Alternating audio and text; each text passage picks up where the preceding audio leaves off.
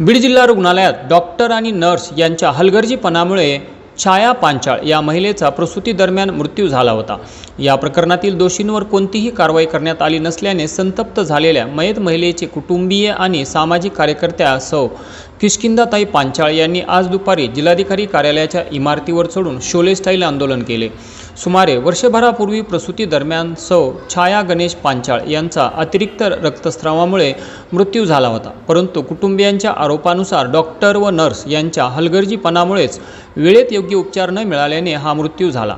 या प्रकरणी संबंधितांवर ठोस कारवाई न करता शस्त्रक्रिया परिचर वर्ग 4 कर्मचारी रेखा पवळे यांना निलंबित करून इतर जबाबदार अधिकारी व कर्मचाऱ्यांना वाचवण्यात आल्याचा आरोपही करण्यात आला आहे। दरम्यान उपसंचालक आरोग्य सेवा लातूर कार्यालयाने नेमलेल्या चौकशी समितीच्या अहवालात डॉक्टर व नर्स व संबंधित कर्मचाऱ्यांना दोषी ठरवण्यात आल्याचे नमूद करण्यात आले आहे।